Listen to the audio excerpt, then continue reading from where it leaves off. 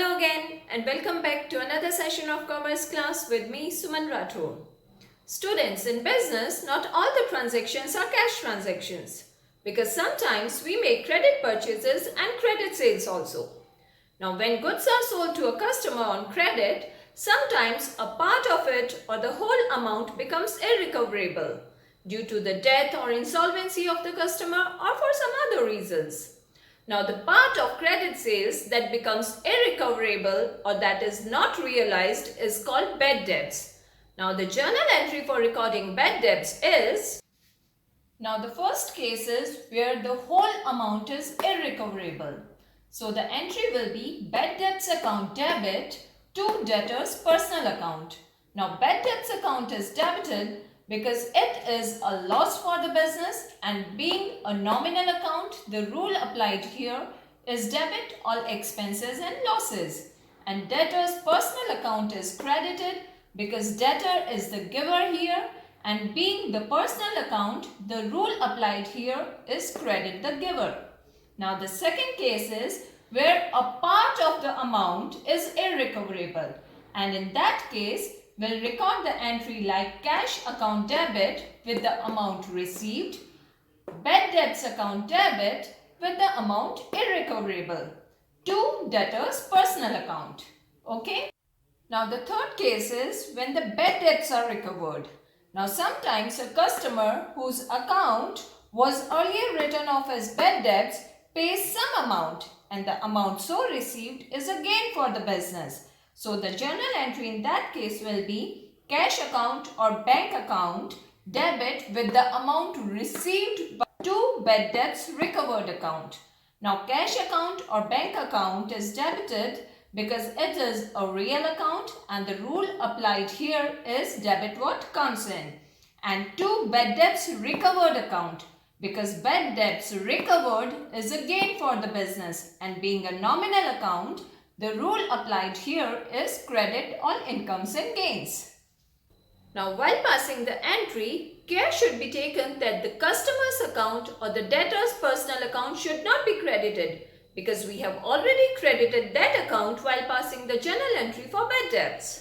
Now let's understand the journal entries relating to the goods. Now while passing any entry relating to the goods, one thing should always be kept in mind, that whenever goods go out of the business at cost price, purchases account is credited and not the sales account because no sales has taken place yet.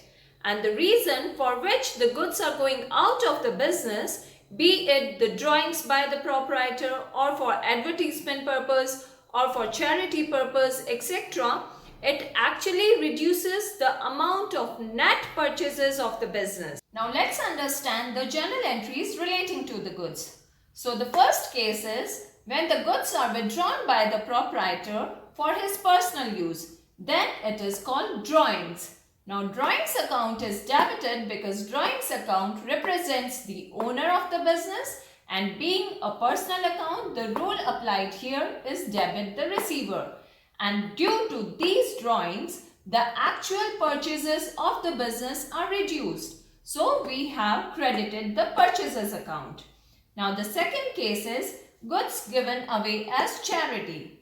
Now sometimes the business distributes goods as charity or for charity purpose, and charity is an expense for the business, so we have debited it because charity account is a nominal account. The rule applied here is debit all expenses and losses, and due to this charity, the actual purchases of the business are reduced as the goods are going out of the business at cost price. So we have credited the purchases account.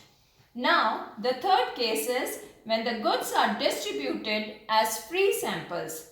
Now sometimes the goods are distributed as free samples to the potential buyers for increasing or for promoting the sales, and in that case this distribution of goods is considered as an expense for the business.